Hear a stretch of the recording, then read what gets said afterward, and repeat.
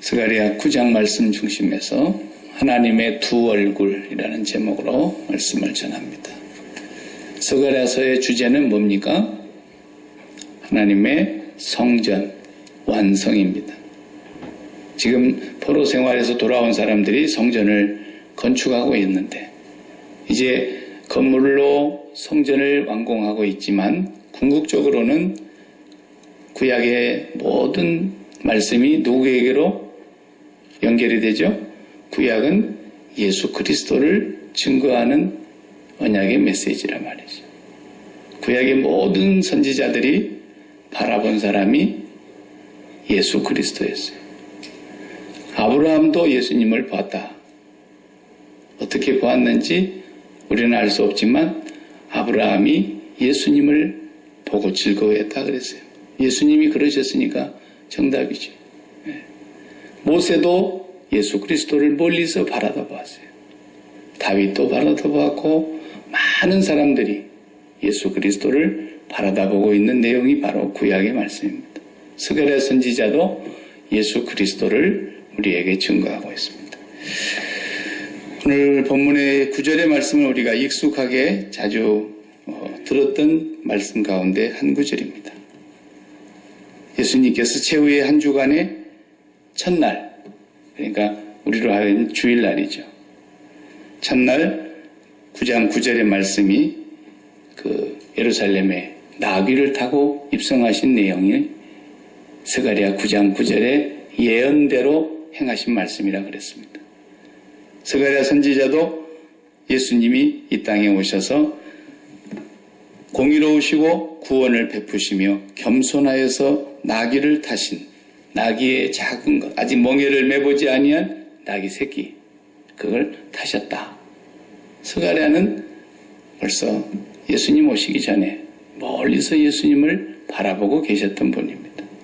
예수님이 이 스가랴서에서도 중심이 되고 있는 거예요.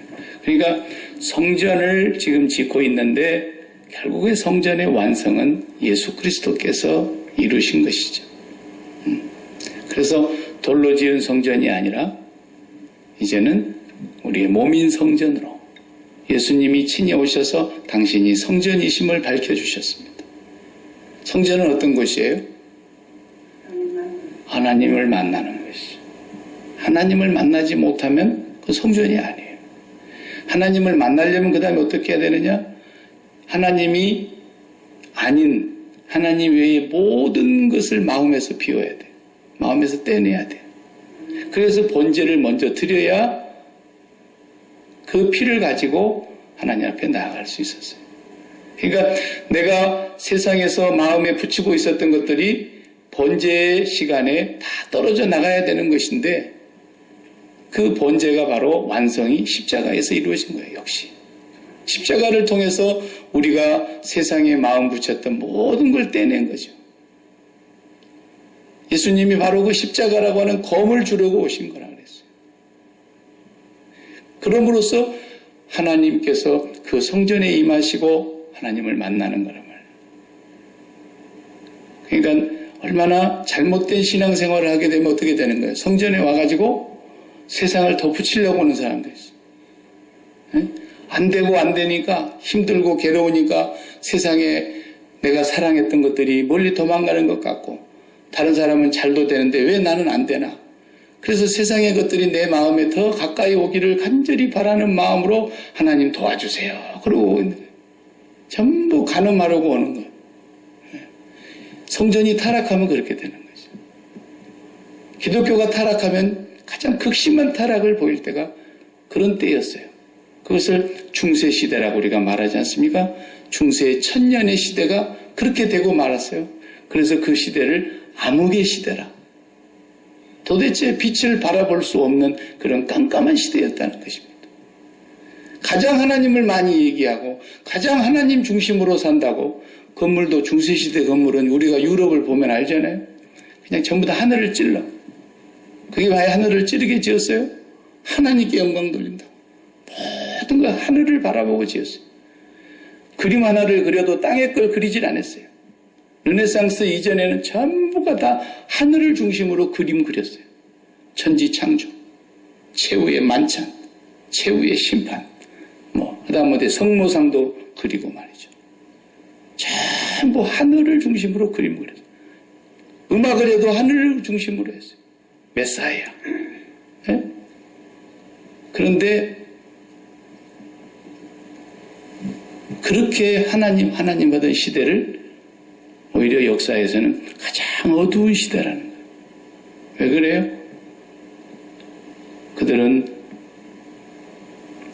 세상을 그렇게 사랑했다는 거예요.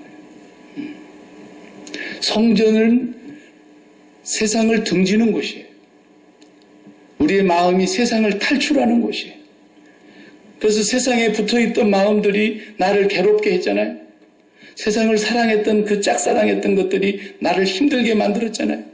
그런 곳을 주님의 십자가를 바라보며 주님을 바라보면서 묵상하면서 주님과 함께 내가 그리스도와 함께 십자가에 죽은 자임을 못 박힌 자임을 확인하고 또 고백하면서 내 마음에 세상을 떼내고 가야 될 자리에 세상을 떼내고 거기에 하나님을 채우고 하나님의 영광을 가득히 채우고 맛보고 가야 될 그 사람들이 계속 세상을 채워달라고 기독교요? 아니요. 그럼 기독교가 아니에요. 그건 그냥 누구 옛날에 돌아가신 목사님입니다. 그런 식으로 설교를 하는 목사는 다 뭐라 그랬어요? 넥타이를 맨 무당이다 그랬어요. 넥타이를 맨 무당이다. 그러니까 거기에 십자가만 걸어놨지 거기에 불상을 걸어놔도 이론은 똑같고 거기에 소를 몰아놓고 앉혀놔도 똑같고 무당이 앉혀져 있어도 똑같고 다 똑같아. 기독교를 세상의 종교로 전락시키고 타락시키는 바로 그 성전을 하나님이 다 불태워 없앴어요. 그리고 그 백성을 70년 동안 훈련시키기 위해서 다시 광야로 끌고 나가셨어요. 그리고 70년에 다시 되돌려 보내시면서 다시 그 자리에 성전을 지금 건축하고 있어요. 그리고 그 성전 중심의 삶을 살아라는 거예요. 성전 중심의 삶은 무엇이냐? 이제 너희가 지금까지 마음에 품었던 세상을 사랑했던 모든 것들이 번제단 앞에 와서 다 불타고 죽어야 된다는 거예요.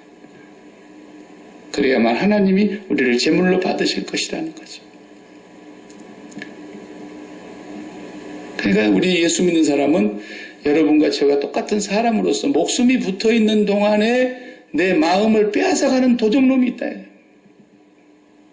신앙생활은 제일 중요한 게 뭐예요? 마음을 도적맞지 말아야 되는데 이 마음을 도적질해 나가는 것이 있기 때문에 내가 지킬 만한 것이 많지만 무릇 네 마음을 지켜라. 생명의 근원이 그 마음에 있다라는 거예요. 거기에 하나님을 뺏기면 그건 죽는 거예요. 죽은 거예요 이미. 마음 잘 지켜야 됩니다. 마음 잘 지켜. 그래서 성전 중심의 삶, 그것을 완성하신 그분이 바로 오늘 9장 9절에 나오는 주인공 예수 그리스도였어요. 그분이 성전으로 이 땅에 오셨습니다. 그래서 하나님과 육신으로 오신 예수 그리스도 사이에는 성전이 완성이 된 모습이에요. 항상 그곳에 예수님 안에는 하나님이 계셨고 하나님 안에는 예수님이 계셨고 두 분은 하나였어요. 그리고 하나님의 임재가 날마다 이루어지는 곳이었어요. 그 그림이 성전의 완성의 그림이에요. 그러면서 이 성전을 헐어라 내가 사흘 만에 다시 세우리라 그렇게 말씀하십니다. 십자가에 죽으시고 부활하심으로써 우리에게 성전을 완성시켜 주시려고 오신 거예요. 우리 몸이 하나님을 모시고 살 수 있는 거룩한 성전 되게 하시려고 오신 거라 이 말이에요. 이 세상에 나가서 살다 보니까 또 나이가 마음 뺏기는 곳이 있었지 않습니까? 그 마음 뺏긴 것을 또 하나님 앞에 와서 다시 회개하고 내가 마음 줬던 것들을 회개하고 고백하고 하나님께로 내 마음을 다시 회수해 와야 된단 말이에요. 잃어버린 돈 억울해가지고 하나님 그거 회수하게 해주세요. 맨 그런 수준에 머물러 있으면 이거 무당짓거리 하는 거예요. 하나님 내가 세상을 사랑하여 내 마음을 다 뺏기고 하나님을 담을 만한 구석이 손끝만도 없었는데 하나님 내 회개합니다. 이 원한 맺힌 마음을 풀어 주옵소서. 하나님을 사랑하지 못하고 세상을 사랑함으로 내 마음이 천갈래 만갈래 찢어지고, 자식 새끼를 너무 사랑하다 보니까 그놈이 말 잘 들 때는 괜찮았는데 말 안 들을 때는 내 마음이 너무너무 슬프고 괴롭고 살맛도 안 나. 내가 돈을 그렇게 연애하고 사랑했는데 이놈의 돈이 다른 집에는 굴러들어간 것 같은데 왜 우리 집에는 안 옵니까? 돈에 한이 맺혀가지고 상처받고, 세상에 뭐 좋다는 모든 정욕거리들 때문에 내 마음이 밤새도록 마치 짐승이 물어뜯긴 그런 심정이 돼가지고, 그럴 때 하나님 앞에 와서 하나님, 내가 회개합니다. 하나님을 사랑하지 못해서 이렇게 마음이 찢어졌습니다. 하나님을 경외하지 못해서. 경외한다는 말이 뭔 말이에요? 하나님을 경외한다는 말은 두렵다는 말인데 뭐 할까 두렵다는 얘기입니까? 잃어버릴까 두려운 거예요. 빼앗길까 두려운 거예요. 우리가 여러분 몸에 지니고 있는 것 중에 아주 하찮은 것 누가 와서 빼앗을까 봐 두렵습니까? 강도가 총 들고 와가지고 공장만 그럼 뭐 10불 내주는 그거 아깝습니까? 목숨이 더 귀한데 100불도 줄 수 있죠.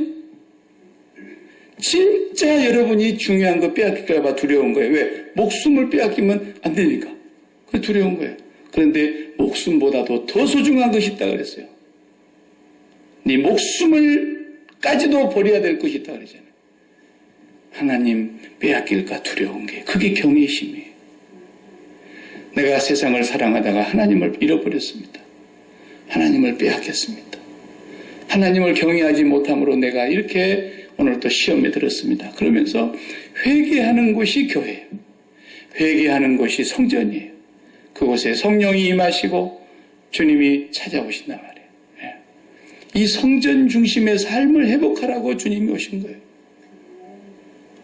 예배당을 조그마한 거 갖고 있다가 옆에 교회가 더 큰 예배당을 지니까 우리도 그러면 조금 더 크게 짓자 그래갖고 또 짓고, 저쪽에서 5,000명 들어가게 지었는데 우리는 5,500명 들어가게 짓자.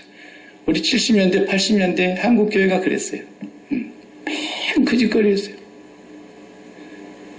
그러니까 그것이 성전 중심의 삶인 줄 알고 이제는 예배당 잘 지어놨으니까 성전 중심의 삶을 살아야 된다는데 성전 중심이 건물 안에서 사는 것인 줄 알아.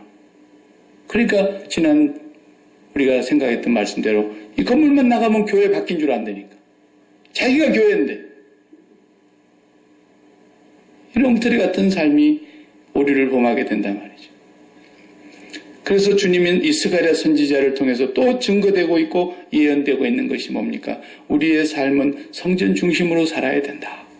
그것이 이제 믿음의 조상 아브라함에게서부터서 원형으로 보여지는 거예요. 아브라함을 가만히 봐봐요. 아브라함의 마음속에 소중한 게 뭐겠어요?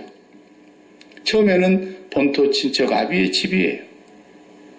거기를 떠난다는 것은 그 시대의 죽음을 얘기하는 거죠. 보장이 없는 사회 속에서 어디를 가서 어떻게 산단 말입니까? 본토 친척 아비의 집을 떠나라. 그러는데 하나님 한 분만 마음에 담고 그 약속을 붙잡고 믿음으로 떠났다 이거예요. 그리고 이제 너를 땅 위에서 큰 민족을 이루는 그런 조상이 되게 해주겠다. 그런데 뭐 자식이 있어야지. 그 자식이 이루어지기까지 수많은 시간이 흘렀는데 마침내 사람의 힘으로는 더 이상 자식을 생산해낼 수 없는 그런 시기에 들어갈 때에 하나님의 전적인 은혜와 능력으로 이삭을 주시지 않습니까? 이삭이 한 20살쯤 된 때에 하나님께서 이삭을 다시 번제물로 요구를 하십니다. 아브라함의 마음속에 가장 소중하고 그 이삭을 우리 표현으로는 쥐면 꺼질까? 놓으면 나을까? 이렇게 소중하게 여기는 그 이삭, 그거 빼앗길까봐 너무 두려울 거예요. 그런데 그 이삭을 하나님 앞에 가서 바치잖아요.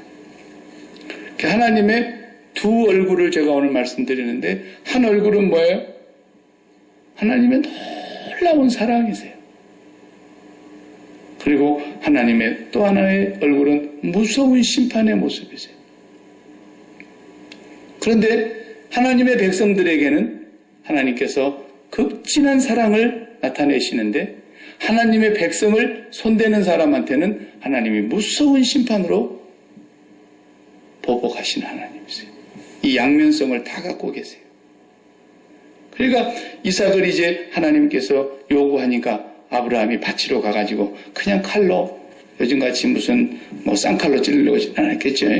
그냥 돌칼로, 아주 예리한 돌칼로 가지고 그냥 목을 따서 피를 쏟아내고 제물로 바치려고 하는 그 순간에 하나님 참 무참 다급하셨을 것 같아요. 하나님 조금만 늦게 말씀하셨으면, 한 번만 기침하고 말씀하셨으면 아브라함이 찔러버렸을 텐데, 아브라함아, 아브라함아 그랬잖아요. 하나님의 천사가. 그래가지고 아브라함을 진정시키시고 어떻게 해요? 하나님이 이삭을 받으시는 거예요. 사실은 아브라함이 다시 데리고 갔기는 했는데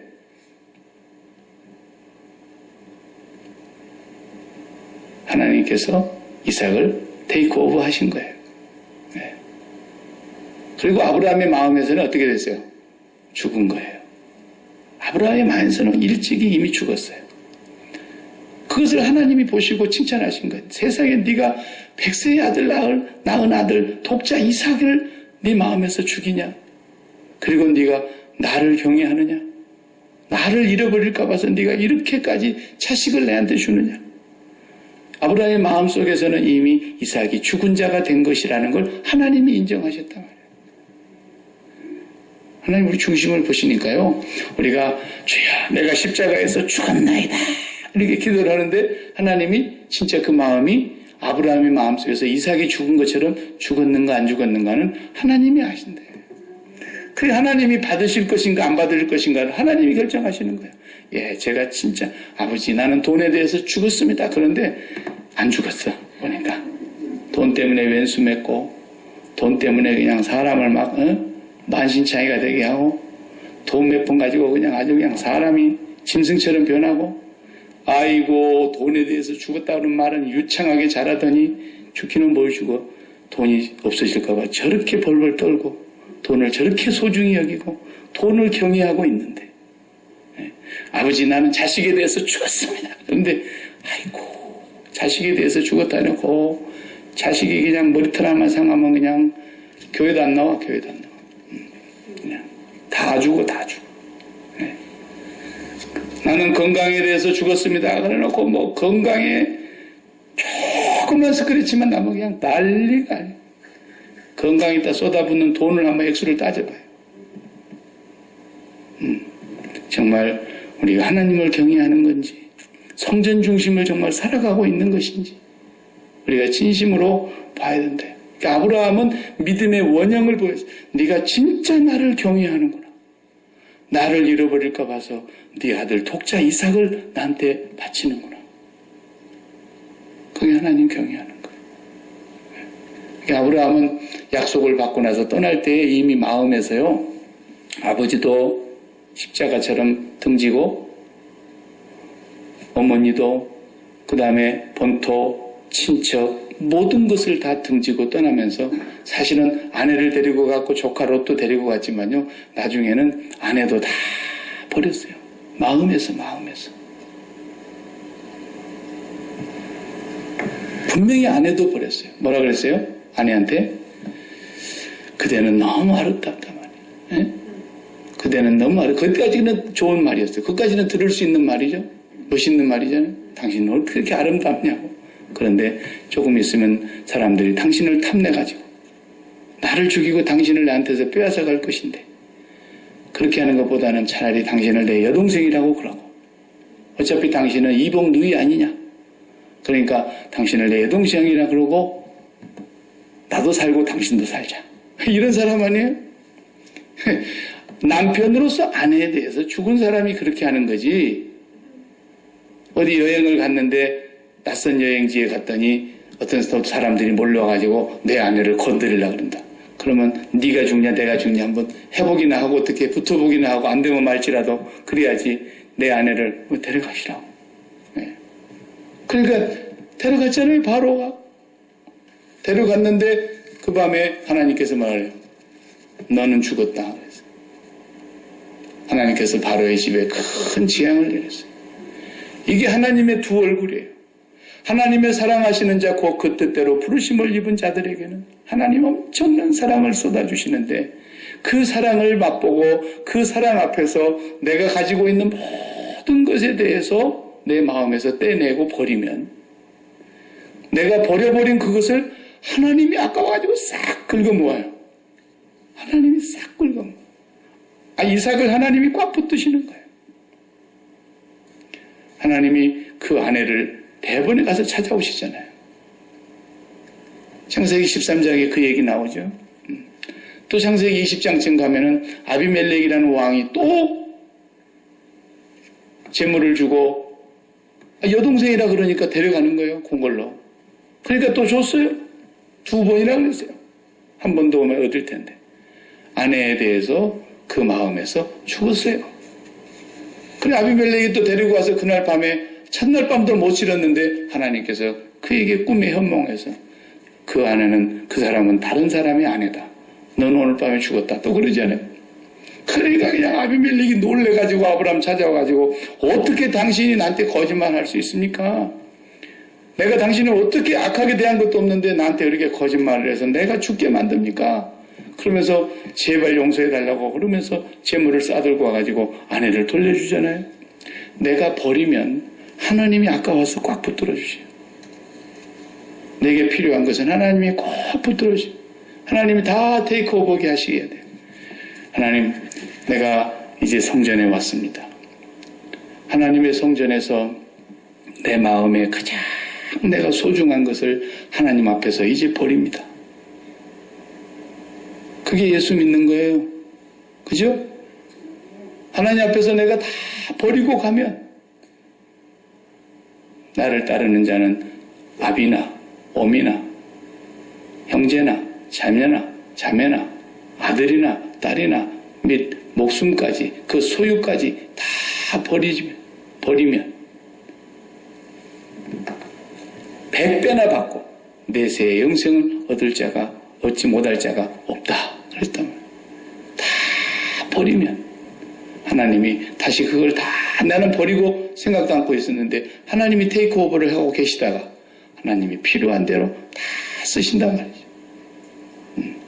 그게 성전 중심의 삶을 살아가는 사람에게 주시는 언약이에요. 다윗도 그랬잖아요. 지난주에도 우리가 봤지 않습니까?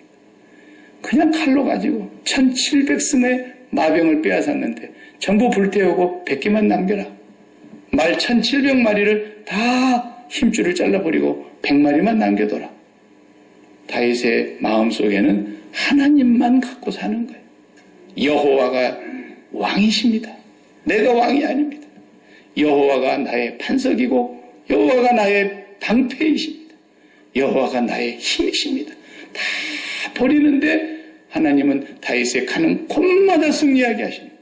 하나님이 다 이기게 하시는 거예요. 성전 중심의 삶이 바로 그런 것입니다. 그래서 다윗을 대적하는 자를 다 하나님께서 가만두질 않으셔요. 오늘 본문을 보면요. 가만히 1절에서 8절까지도 아주 무시무시한 말씀들을 하십니다. 하나님의 백성의 그동안 괴롭혔던 이웃 나라들을 가만 안 놔두겠다는 말씀이 1절에서 8절까지예요. 아주 그냥 다 깡그리 없애버리겠다.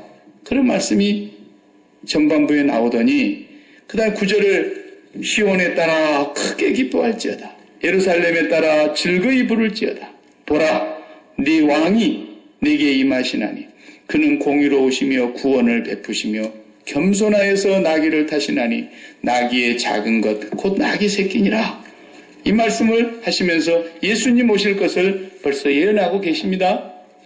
그죠? 그 예수님이 오시는데 10절을 다 같이 봐요. 내가 에브라임의 병거와 예루살렘의 말을 끊겠고 전쟁하는 활도 끊으리니 그가 이방 사람에게 화평을 전할 것이요 그의 통치는 바다에서 바다까지 이르고 유브라데 강에서 땅끝까지 이르리라. 또 너로 말할진대 네 언약의 피로 말미암아 내가 내 갇힌 자들을 물 없는 구덩이에서 놓았나니 갇혀 있으나 소망을 품은 자들아 너희는 요새로 돌아올지니라. 내가 오늘도 이르노라 내가 내게 갑절이나 갚을 것이라. 이렇게 이제 예수 그리스도를 예언하시며 그분은 이 땅에 화평의 주인으로 오셨다. 그리고 모든 열방의 사람들이 그분에게로 돌아올 것을 이제 말씀하시면서 갑자기 또 13절부터 17절 마지막 절까지 보면요. 또 무서운 말씀이 나와요. 하나님의 말씀이 양면성이 있습니다. 두 얼굴이세요. 13절에 봐요. 내가 유다를 당긴 활로 삼는다 해서 활을 이렇게 당기는 거 보셨죠? 활 쏘는 궁도하는 사람들. 활실을 길게 뒤로 당기는 것을 유다로 삼고 그 다음에 거기다가 화살을 끼우지 않습니까? 그 화살은 누구라 그랬어요? 에브라임이다라는 거예요. 유다와 에브라임이란 말은 이스라엘 전체를 얘기하는 거죠. 그래서 화살로 삼았으니 시온아 내가 네 자식들을 일으켜 헬라 자식들을 치게 하며 너를 용사의 칼과 같게 하리라. 이스라엘을 지금까지 괴롭혔던 헬라의 모든 제국을 다 이스라엘을 통해서 하나님이 멸해버리겠다는 얘기를 지금 하고 계시는 거예요. 14절을 보세요. 여호와께서 그들 위에 나타나서 그들의 화살을 번개같이 쏘아내실 것이고 주 여호와께서 나팔을 불게 하시며 남방 해오리 바람을 타고 가실 것이라. 만군의 여호와께서 그들을 호위하시리니 그들이 원수를 삼키며 물맷돌을 밟을 것이며 그들이 피를 마시고 즐거이 부르기를 술 취한 것 같이 할 것인즉 피가 가득한 동이와도 같고 피 묻은 제단 모퉁이와도 같을 것이라. 이 날에 그들의 하나님 여호와께서 그들을 자기 백성의 양떼같이 구원하시니 그들의 왕관의 보석같이 여호와의 땅에 빛나리로다. 지금 12절 이후에 13절부터서는 엄청난 하나님의 또 무서운 심판이 선포되고 있는 거예요. 이스라엘을 통해서 하나님께서 활과 시로 삼아서 원수들을 다 무찌르시겠다고 하는 그런 약속의 말씀입니다. 나귀 타고 오신 분이 어떻게 갑자기 그렇게 하시죠? 나귀를 타고 평화의 왕으로 이 땅에 오게 하신 그 하나님이 갑자기 돌변하신 분 같잖아요. 유다와 이스라엘을 활과 시로 삼아서 모든 그들을 괴롭히는 대적을 멸해버리시겠다는 말씀이 지금 그 뒤에 이어지고 있는 것입니다. 이건 무슨 말씀이냐면 성전을 완성하러 오신 예수 그리스도께서 하나님의 거룩한 백성들에게 가장 큰 적이 뭐예요? 하나님의 백성들을 가장 괴롭힌 무서운 저주가 뭐예요? 가장 큰 두려움이 뭐예요? 그걸 이제 멸해버리시겠다는 것이거든요. 히브리서의 2장의 14절 15절에 보면 그런 말씀이 있죠. 사망의 죽음으로 사망의 세력을 잡고 있는 자 마귀를 멸하시며 일생의 죽음에 매여 죽을까 그 죽음에 매여 종로로 타는 자들을 놓아주게 하려고 해방시키려고 주님이 오셨다. 하나님의 아들이 오신 것을 그렇게 표현하고 있어요. 죽음이 두려워서 일생의 죽음에 매여 있는 그 사망의 세력을 잡은 자 마귀를 멸하시려고 주님이 오셨다 이거예요. 우리 하나님의 백성들에게 가장 무서운 공격이 바로 그거였지 않습니까? 우리를 사망의 권세 아래 두는 것이었습니다. 그리고 사망의 권세로 우리를 쥐어잡고 그 사망의 힘으로 가지고 우리를 종노릇하게 만드는 그 무서운 마귀의 세력을 예수 그리스도께서 멸하러 오신 것인데 그걸 하나님이 어떻게 이루시느냐 하면 예수님을 통해서 이루셨다 이거예요. 나귀를 타고 예루살렘 성에 입성하셨던 그 예수 그리스도를 통해서 그리스도가 십자가에 죽으십니다. 그러나 하나님께서는 그 몸을 사흘 만에 다시 살리시고 부활하게 하시고 다시 하나님께서 그를 보좌로 이끌어 올리시고 그리고 하나님께서 우리에게 성령을 보내셔서 예수 그리스도께서 행하신 것이 무엇이라고? 사망의 세력을 잡은 자 마귀를 멸하시고 죽음의 일생에 매여 종로로 타는 자들을 해방시켜 주려고 오신 분이다. 네. 그걸 완성하신 분이다. 그러니까 지금까지도 하나님께서는 그 예수 그리스도의 십자가에 죽으신 그 사건을 2000년 동안 또 앞으로 주님이 오실 때까지 계속해서 현재의 사건으로, 나의 사건으로 그것을 통해서 사망의 권세를 깨뜨리시고, 사망한 네가 이기는 것이 어디 있느냐? 사망한 네 승리가 어디 있느냐? 주님은 사망을 깨부셔버렸다. 깨부셔버렸다. 네. 성전 중심의 삶을 살아가는 사람들에게 하나님께서 주시는 놀라운 언약의 말씀. 오늘 본문에 보면은 피의 얘기가 나오지 않습니까? 11절에 또 너로 말할진대 내 언약의 피로 말미암아. 그 언약의 피, 구약시대에도 벌써 예수 그리스도의 십자가의 죽으심이 예언되고 있는 거예요. 그 언약의 피로 말미암아 죽음의 권세를 이기시고 부활하시고 그 죽음을 완전히 멸해버리시는 하나님의 역사를 우리가 힘입게 됐다는 말씀입니다. 주님을 따라서 오늘도 그 십자가의 사건을 나의 사건으로 붙잡고, 내가 주님 앞에서 세상에 대해서, 죄에 대해서, 하나님 외에 어떤 것에 대해서도 십자가를 꼭 붙잡고 그리스도와 함께 죽음을 고백하면서 살아가는 사람들에게는 내가 버린 모든 것도 하나님께서는 다 붙들어 주시고, 하나님께서 전부 그것을 관리해 주시고 하나님이 책임져 주시는 것입니다. 여러분이 여러분의 사업을 하면 잘하겠어요? 하나님이 해주시면 잘 되겠어요? 네. 내가 너무 유치원 같은 질문을 하니까 그걸 말이라고 하느냐고. 네. 여러분의 자녀를 여러분이 책임지면 잘 되겠어요? 아버지가 책임져야 잘 되겠어요? 그러니까 우리는 빨리 예전역에 내 마음속에 마음을 뺏어가려고 하는 모든 영역을 십자가에 못 박은 자로 고백하면서 살라야 해요. 더 이상은 그것이 내 마음을 빼앗아가지 못하게 하라는 거예요. 그리고 성전 중심으로 예수 그리스도를 통해서 하나님 아버지가 우리의 마음의 자리에 항상 전체를 차지하게 살아가라는 거예요. 매일. 네. 가만히 여러분 마음을 들여다봐봐요. 마음이 어디 있는지 안 보이죠? 그게 어디냐면 염려를 일으키는 부분, 근심하게 하는 부분, 두려움이 찾아오는 부분, 화를 나게 만드는 부분, 외롭게 만드는 부분, 또 막 우울하게 만드는 부분, 이런 모든 영역들이 다 마음에서 일어나는 영역이에요. 그것이 어디의 영역이냐면 공중이라 그래요. 성경에서는. 공중의 영역이라 그래요.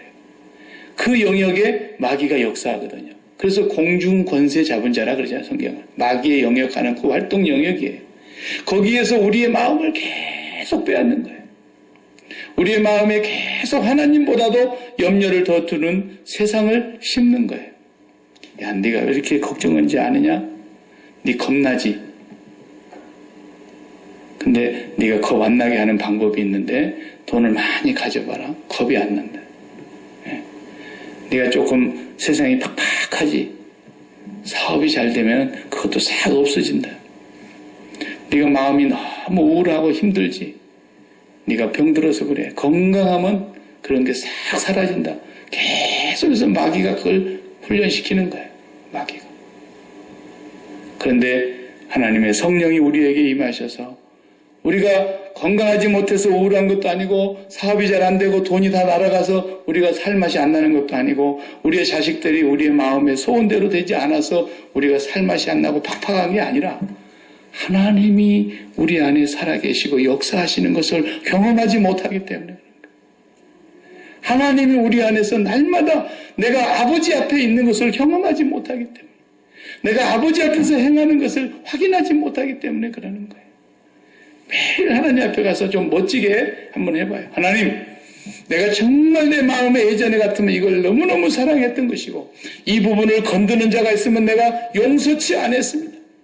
내 마음에서 이것을 털럭만큼이라도 건드리는 자가 있으면 내가 죽고 못 살았는데 이렇게 소중하게 여겼던 모든 것들을 내가 여호와 아버지 앞에서 과감하게 십자가에 못 박고 버리나이다.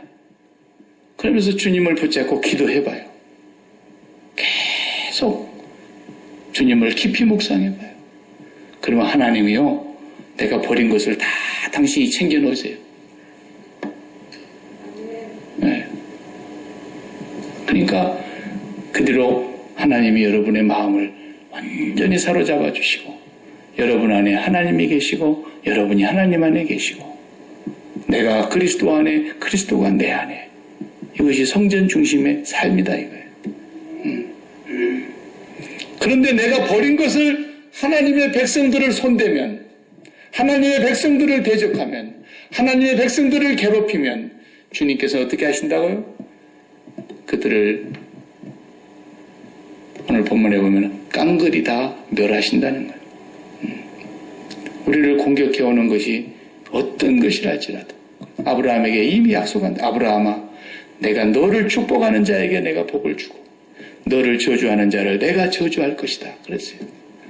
그리스도 안에서 아브라함의 자손이 된 우리들에게 약속하신 언약의 말씀이세요. 매일 그분의 피를 붙잡고 매일 그분의 피를 우리가 양식으로 우리의 음료로 먹고 마시면서 여러분과 제가 마음속에서 세상을 빼내고 또 빼내고 하나님 여호와 중심으로 성전 중심의 삶을 살아나가면 하나님은 우리가 버린 것을 다시 거두어 주시고 동시에 우리를 해코지하고 우리의 대적이 되는 원수를 하나님 무서운 얼굴로 징치하시겠다는 그런 스가랴서 9장의 약속의 말씀인 것입니다. 겁내지 말고 당당하게 사시기를 바라고 조금 더 여러분이 기죽지 말고 어깨 펴고 세상 사람들이 이번 달에도 뭐가 대박났다고 막 그러면 그런 대박난 것을 가지고 기가 죽어가지고 예수 믿는 사람들이 그러지 말고 아이고 정말 불쌍하구나. 저 사람은 내가 알기로는 교회는 다닌다고 하는데 아직도 그냥 돈에 미쳐갖고 있구나. 주여 저 죄악에서 빠져나오게 해주시옵소서. 오히려 불쌍해서 기도가 나오고 예수를 안 믿는 사람이 그런다 그러면 주여 저주를 꽃배기로 받은 줄도 모르고 저렇게 날뛰고 있는 저 불쌍한 죄인의 눈을 열어주시옵시고 우리가 그런 기도가 나와야지. 그저 그냥 세상 사람들과 똑같이 아이고 나는 언제 그런 벼락 한번 맞아볼까 이러고 앉아있으면 이게 하나님도 기가 막히실 것 같아요. 저와 여러분이 스가랴 선지자를 통해서 우리에게 주시는 이 예언의 말씀 성전 중심의 삶을 살아가라. 여러분과 제가 하나님의 성전이 되기를 바랍니다. 기도하십시다. 하나님 아버지 감사합니다. 주님의 십자가가 오늘 우리를 존재하게 하셨고 주님의 십자가로 우리의 모든 대적을 멸하셨고 주님의 십자가로 우리를 그 흑암의 권세와 그 흉악한 결박과 그 무거운 멍에에서 끌어내시고 꺾어내시고 주님께서 풀어 해방을 시켜주신 그 은혜를 감사합니다. 다시 그곳으로 얽매이지 않게 해주시옵소서. 다시 그 소굴로 들어가는 저희들의 어리석음을 반복하지 않게 하여 주옵소서. 날마다 그리스도의 십자가의 죽으심과 부활하심이 우리를 모든 곳에서 자유케 하시고 우리를 해방시켜 주시고 우리 마음의 참 평강과 기쁨이 살아계신 하나님께로부터서 날마다 우리의 마음에 임하여 주시어서 그 하나님으로 오늘도 승리하는 자들 되게 하여 주옵소서. 예수 그리스도의 이름으로 기도하옵나이다. 아멘.